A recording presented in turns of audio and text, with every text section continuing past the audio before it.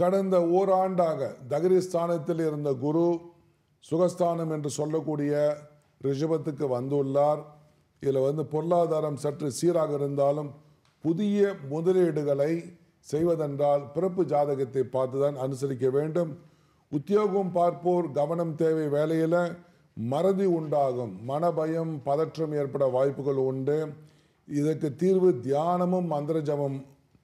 குடும்பத்தில் ஒற்றுமைகள் குறைய வாய்ப்புகள் வருது. அதனால் நிதானமாக இருக்க வேண்டும். யாராவது ஏதாவது சொன்னால் அதுக்கு மாற்று கருத்து உடனே சொல்ல வேண்டாம். யோசித்து சொல்வதால் பிரச்சனைகளை தவிர்க்கலாம்.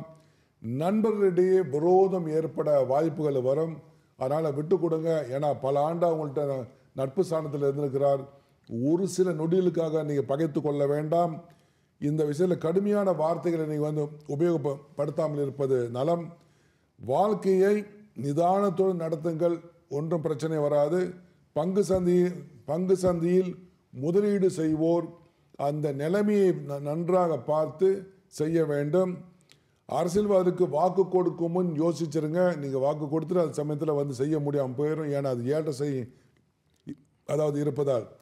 கலைத்துறை சார்ந்தவர்களுக்கு மேன்மை இருந்தாலும் தடைகள் உண்டாகும். சில வாய்ப்புகள் கடைசி நேரத்தில் பறிபோகலாம். மாணவ செல்வங்கள் நன்கு படிக்க வேண்டும். அவங்களுக்கு உடல் உபாதை அடிக்கடிக்கு சளி தொல்லை, பல்லில் பிரச்சனை வரும். இதனால் அந்த படிப்பு தடை ஏற்பட வாய்ப்புகள் உண்டு. ஒரு சிலர் புதிய தொழில் தொடங்குவார்கள். அப்படி தொடங்கும் பொழுது பார்த்தீங்கன்னா கொஞ்சம் கவனமாக நீங்கள் அந்த தொழிலில் தொடங்கணும். ஏன்னா ஏற்ற சனி இன்னும் கொஞ்சம் போய்கிட்டு இருக்குது. சனிக்கிழமையில் எண்ணெய் தேய்ச்சி குளிங்க. சனிக்கிழமை கோயிலுக்கு போயிட்டு வாங்க. சனிக்கிழமை தானம் தர்மம் பண்ணுங்க.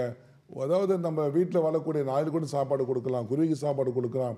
இப்போ உள்ள இந்த நேரத்தில் நீர் வைக்கலாம், ரொம்ப ரொம்ப அவசியம். இப்படி செய்வதால் உங்களுக்கு நன்மைகள் பல வரும்.